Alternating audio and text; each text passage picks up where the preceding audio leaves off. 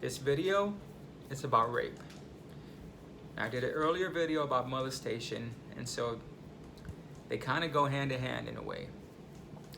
Okay, so to pick up from the molestation, I was molested as a kid by a couple of people. I guess around 12 or 13, well, I'll say it this way. I always knew that I was different. I didn't realize that I was gay until later on. And the thing is the molestation kind of confused that, because I thought, your parents are against it, and church is against it, and society's against it. And this was back in, the 80s and 90s where there was no acceptance. And I grew up in New York City, so it wasn't like I'm from a small town. And so I was battling all of this stuff and running away from the molestation part and being quiet and being isolated. And then as you go through puberty and you start, it's kind of like, oh, I'm different, and I think maybe I know why. I know what it is, But then you fight it because, again, it's not accepted, and you're thinking. To be honest, there was a part where I thought, okay, is it because I was molested that make me have these thoughts? So fast forward, I have this best friend. We've been best friends for years, and it was never a sexual kind of thing. Like some guys will, you have a little flirt thing with each other, not anything sexual, and we had that, but everything was platonic, and I love this dude, like, as my best friend. He was great. And so I remember I was maybe 16, I think, 15 at the time, I think. And I had a sleepover at his house, first sleepover ever. And I just remember we went to bed. I was sleeping on the floor, he was on his bed, shut off the lights, good night. I'm laying there, and then it felt like it was a second, but I just felt like my shorts came off me, they were pulled down, and my legs were thrown up in the air, and just like that, I don't even know how he did it so fast, but he was having sex with me. And it happened so fast that I froze. I couldn't move. I couldn't speak. I know that I wanted to say stop. Like, I remember just my mouth getting into that position and nothing. I was like a stone, just nothing. I couldn't move. I couldn't even think. I kind of felt like it was an out of body thing, and I was just watching it happen. And I can't tell you how long it went on, but I know that it went on for quite a bit. And it wasn't until he said something about, I don't know if it was about switching positions, or he wanted me to do something, or I don't know what it was. But I think hearing that voice kind of allowed for me to stop, finally came out. It's like I needed something to break that silence, and he did it, and then stop. And then he stopped, and he turned on the light, and he came over, and he saw where I was crying.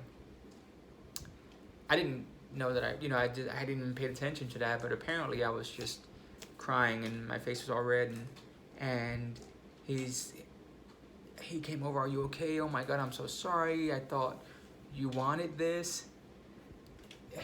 And we hugged, and we went to bed, and I didn't say anything. I didn't know what to say, And again, that's holding it in, not saying anything. And the sucky part about that was that he was my best friend, and I loved him as a best friend. And our relationship was over after that. Like, we would say hi, we never hung out, it was never, and the thing is that part of it was that I blamed myself, because I was at that stage where I was developing feelings and thinking, oh my God, I think I might be gay. and everything was conflicting, and I was dating girls too at the same time, and so I didn't. It was just overwhelming, and going back to the molestation, and I thought, is this all? When he said, "I thought you wanted this," I'm thinking, did I cause something? Did I say something? Like what led you to believe that? Was there something about me that led you to think that that's what I wanted? I took all that in. I made all that my problem, and that it was my fault somehow. And even to the point where, because I know that me being the sensitive guy that I always was, a lot of guys would confide in me, and I had, what most straight guys would consider weird conversations. They would have them with me because they knew that they could trust me, that I wouldn't judge them, that I was going to keep it between us, and they were safe. And I thought, could that have been it? I know, obviously I know different now. It wasn't my fault. Even the molestation, I know now that if someone has that sickness to where they're a child molester, that's their secret. And they're looking for, when you're picking out your prey, your target, you're looking for someone else who has a secret. And that's what it was for me, was that I was confused. I was quiet. I was, they knew I wouldn't say anything.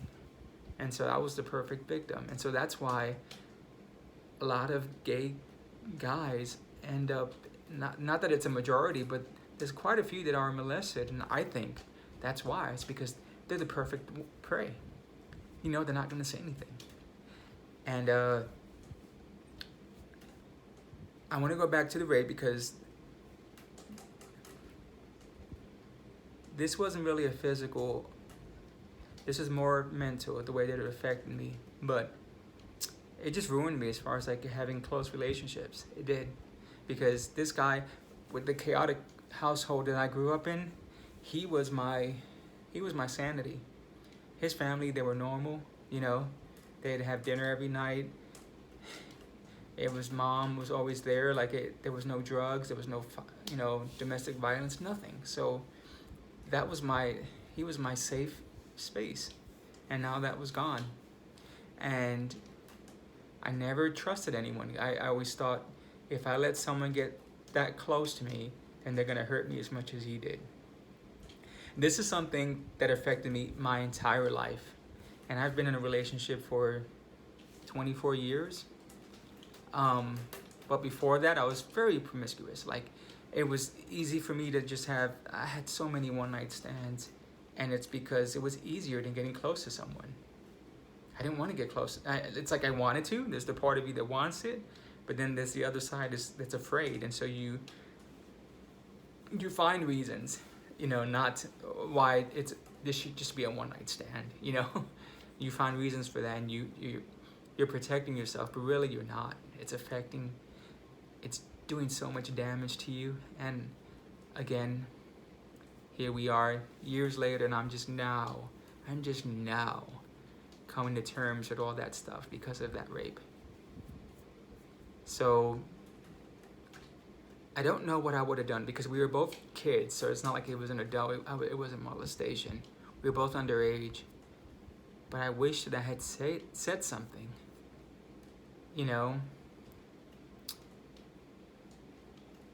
I wish I had said something. Maybe we could have fixed our relationship. Maybe I could have, if I said something to an adult, then I would have someone else to trust, and someone else could have been my safe space. Instead, no one was. And through the years, no one has been. I've never really trusted anyone. I've always expected. I've waited for them to do something to me. So this isn't a physical, I guess. Nah, I can't see, how it affected me physically. But mentally, yeah. So please like and subscribe. More importantly, comment. Let me know if you've been through a similar situation. Let me know if you're on the other side and how you got through it. Maybe you help me out. Maybe you'll help someone else out who's watching this. Thanks.